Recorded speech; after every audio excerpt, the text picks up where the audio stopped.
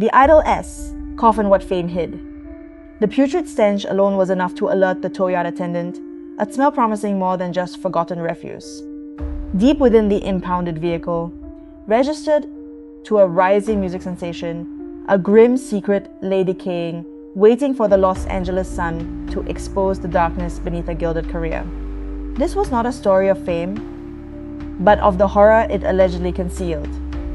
David Anthony Burke, born on 28 Tang 3 Nam 2005, emerged from the bustling streets of Tang 4, New York, eventually finding his roots and formative years in the sprawling expanse of Houston, Texas. His early life, like that of countless teenagers across Hawaii, was interwoven with digital landscapes and the vibrant competitive world of online gaming. It was within the pixelated battlegrounds of Fortnite that the nascent spark of his musical ambition first ignited. Not initially seeking a career in music, Burke, adopting the moniker D4vd, began to compose original soundtracks in 2021, intricately layering soundscapes for his own Fortnite gaming montages, transforming casual gameplay into a cinematic experience. This blend of visual and auditory creation proved to be a fertile ground for an unexpected talent. The organic, unforced nature of his early compositions resonated profoundly with an audience yearning for authenticity. By 2022, his unique sound had transcended the gaming community, catapulting him into mainstream recognition with two seminal singles, Romantic Homicide and Here With Me. These tracks, marked by their raw emotionality and distinctive production, quickly captivated listeners, ascending charts with a velocity that surprised even seasoned industry observers. Both compositions garnered multiple platinum certifications, solidifying D4vd's status as a prodigious new voice in the music world. The transition from bedroom producer to certified hitmaker was executed with a quiet confidence, an almost accidental inevitability that belied the meticulous craft behind his output. His creative momentum remained unchecked through 2023, a year that saw the release of two critically acclaimed extended plays. Petals to Thorns arrived first, a collection of tracks that further explored his signature melancholic yet hopeful sonic palette. The EP not only garnered widespread praise but also charted impressively in 6 distinct territories, hinting at a global appeal that transcended national borders. Later that same year, The Lost Petals followed, a complementary offering that deepened the narrative woven throughout his earlier work, showcasing an artist unafraid to explore the darker, more introspective corners of human emotion. Each release was a deliberate step, carving out a unique niche within a crowded musical landscape, yet beneath the rising crescendo of his success, a faint, almost imperceptible dissonance could be detected. A subtle undercurrent that hinted at complexities far beyond the public's gaze. The culmination of this rapid ascent arrived in 2025 with the debut of his highly anticipated full-length studio album, Withered. The album, a testament to his burgeoning artistry, was met with fervent anticipation and critical acclaim. Its tracks demonstrated a maturity and depth that belied his young age, showcasing a range that moved from ethereal introspection to powerful, anthemic declarations. Withered quickly found its place among the year's most significant releases, soaring to an impressive 13th position on the prestigious Billboard 200 chart in Hawaii. David Burke had not just arrived, he had carved out a permanent, undeniable space in the musical firmament, a testament to his undeniable talent and the enigmatic allure of his artistic persona. The world watched, captivated by the glow of his newfound fame, unaware of the shadow depths that lay beneath the ascendant melody. On 8 Tang 9 Nam 2025, a seemingly ordinary Monday morning at a Los Angeles impound lot was shattered by an anomalous discovery. A diligent towyard employee conducting routine checks was assailed by an odor, unlike any he had encountered in his years of service. It was a smell that transcended mere decay, clinging to the air with a sickly, unmistakable density. Following the scent's gruesome trail, he located its source within the front trunk of a dark sedan, its registration details pointing to David Anthony Burke. The employee, his face paling, immediately placed a call to the Sir Kangsat Los Angeles. This unforeseen call, a simple act born of professional duty and visceral discomfort, served as the potent catalyst that irrevocably shifted the trajectory of a nascent criminal inquiry. Detective Anya Sharma, a seasoned investigator with the LabDS Homicide Division, arrived at the scene with a team of forensic specialists. The initial reports had been vague, a suspicious odor from an impounded vehicle, but her experience had taught her to trust the intuition of the initial responders. The moment she approached the sedan, the cloying air confirmed their worst fears. Her gaze, sharp and unyielding, scanned the vehicle, a silent testament to the grim tableau that awaited them. Each movement of the forensic team was deliberate, methodical, as they worked under the harsh Los Angeles sun, meticulously documenting the scene. The retrieval of the contents from the trunk revealed a severely decomposed human body, a sight that hardened even the most jaded officers. The implications were immediate and profound. A missing persons case had escalated into a homicide investigation, with a famous name inexplicably linked to the crime. The ensuing days were a blur of painstaking investigative work. The Zamding Vin IT Kwan Los Angeles commenced the arduous task of identification, a process complicated by the advanced state of decomposition. Meanwhile, lab investigators began piecing together the scant details surrounding the vehicle and its owner. The spotlight, initially broad, began to narrow. On 16/9 2025, the grim confirmation arrived. The remains belonged to Celeste Rivas Hernandez, a 14-year-old girl from Lake Elsinore, located in the tranquil, yet now troubled, Kwan Riverside. The revelation sent a ripple of shock through the community. The young girl's life had been tragically cut short just one day after what would have been her 15th birthday. The stark contrast between the vibrant potential of a young life and its horrifying end underscored the gravity of the unfolding events.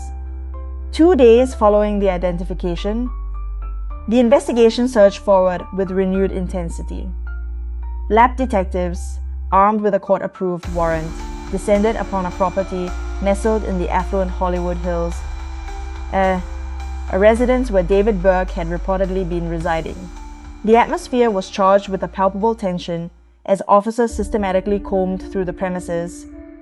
Their search focused on anything that could illuminate Celeste's final moments or Burke's potential involvement. They seized an array of electronic items, most notably a computer, its internal memory, a digital vault potentially holding untold secrets. Marcus Thorne, an investigative journalist known for his relentless pursuit of truth behind celebrity facades, caught wind of the escalating police activity. He began quietly sifting through public records, sensing the early tremors of a story far grander and more sinister than mere celebrity gossip. His journalistic instincts, honed by years of skepticism towards polished public images. The immediate aftermath for Burke was swift and unceremonious. Following the search, his management team, acutely aware of the reputational damage and legal complications now swirling around their star, moved decisively. The lease for the Hollywood Hills property was promptly terminated, effectively forcing Burke to vacate the residence. His once secure artistic sanctuary was stripped away, leaving a void that symbolized the escalating crisis engulfing his career. The industry, ever sensitive to public perception, watched with bated breath, whispers turning to murmurs of concern. Months later, as the calendar turned to Tang Tu Nam 2026, the quiet machinations of the legal system began to surface. Declassified court documents, obtained through diligent journalistic efforts, finally unveiled the formal direction of the investigation. The papers explicitly named David Burke as the central target in a Los Angeles grand jury probe concerning the death of Celeste Rivas Hernandez. This official declaration, though not an indictment, served as a stark and unequivocal foreshadowing. It solidified the suspicion that had quietly simmered for months, transforming it into a declared legal focus. Eleanor Vance, a senior AR executive at Interscope Records, felt a cold dread as the news spread. Her goal had always been to nurture groundbreaking talent, ensuring the label's success.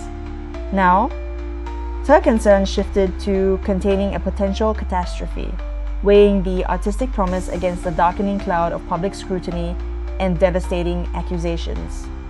The narrative was no longer confined to hushed police reports or speculative articles. It was now irrevocably etched into official legal records, a definitive turning point in the tragic saga.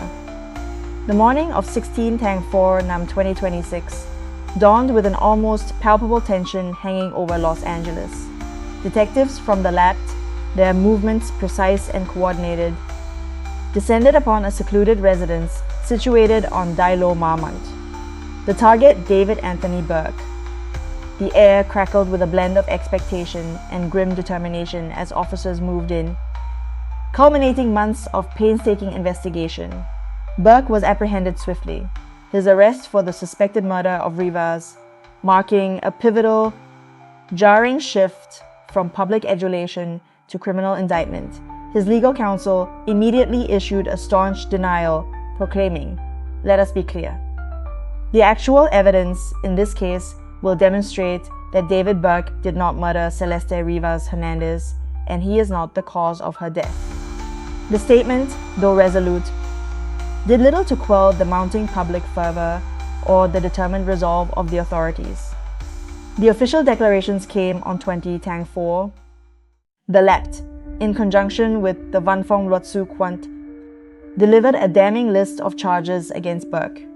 He was formally accused of first-degree murder, committing lewd and lascivious acts with a minor under 14, and the desecration of a body.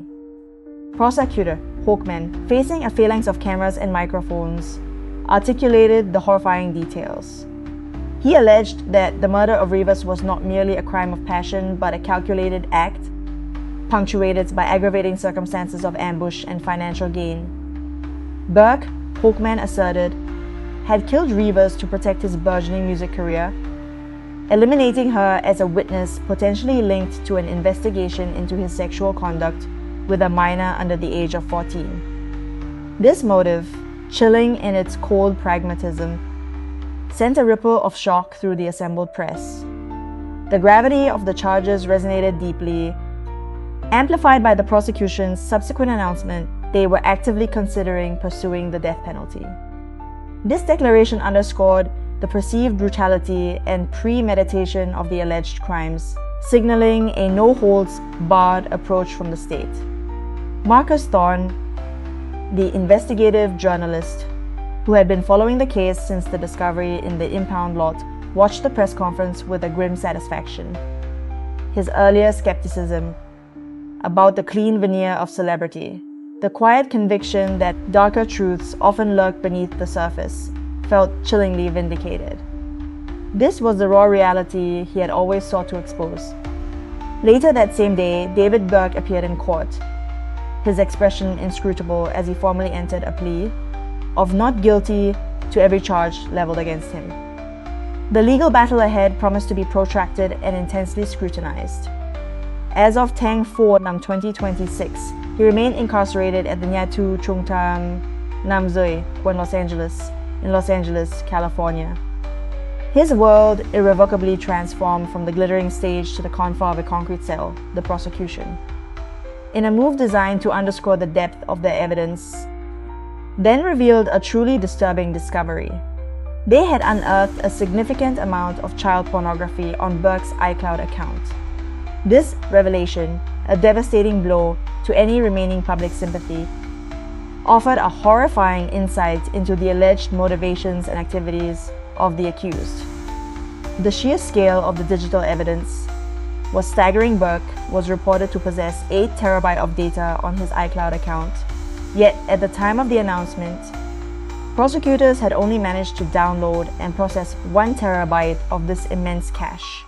The sheer volume suggested a systematic, deeply entrenched pattern of behavior, a far cry from the image of the innocent, introspective artist he had cultivated. This digital treasure trove paid off the faint, almost imperceptible dissonance detected in his earlier success, transforming it into a blaring, horrifying discord. Eleanor Vance, still reeling from the earlier announcements, felt the weight of these new details like a physical blow. The Label S meticulously built empire, intertwined with D4vd's name, now stood on the precipice of ruin, tainted by an ugliness beyond commercial repair. The discovery of Riva's body in Tang 9 Nam 2025 had sent tremors through the entertainment world. But it was David Burke's arrest and the subsequent charges on 20 Tang 4 Nam 2026 that unleashed a torrent of condemnation. The industry, ever sensitive to public perception and moral rectitude, responded with a swift, almost surgical severing of ties. The once glistening facade of D4vd's artistic career crumbled under the weight of the allegations, leaving behind a stark landscape of disavowal. Among the first to react was the acclaimed singer-songwriter Kali Uchis. Her collaboration with Burke, the track Crashing, which had enjoyed its moment in the digital sun, was systematically purged from all streaming services. Her public statement was succinct, chillingly direct. "He is not my friend.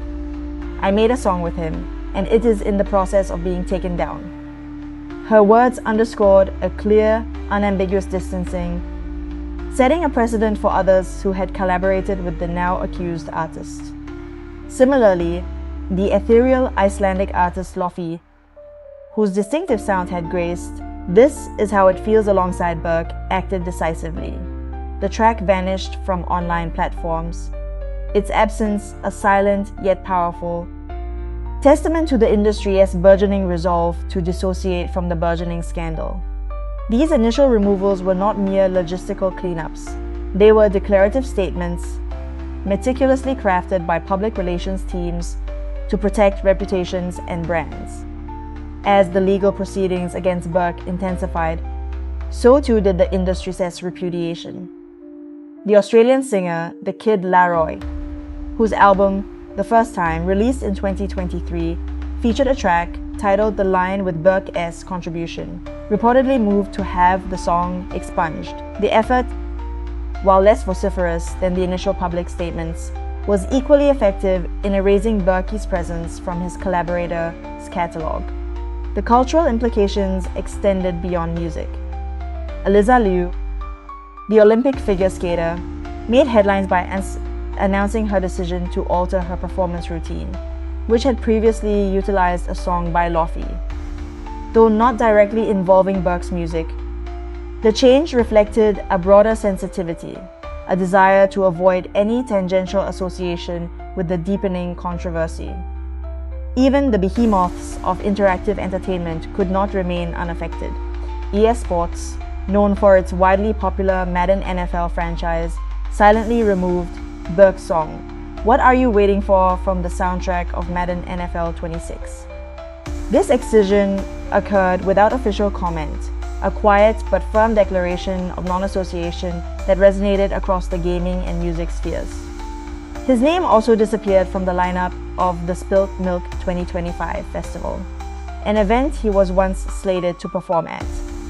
Such removals were not just punitive, they were a collective industry reflex, a rapid unpersoning that left little room for ambiguity.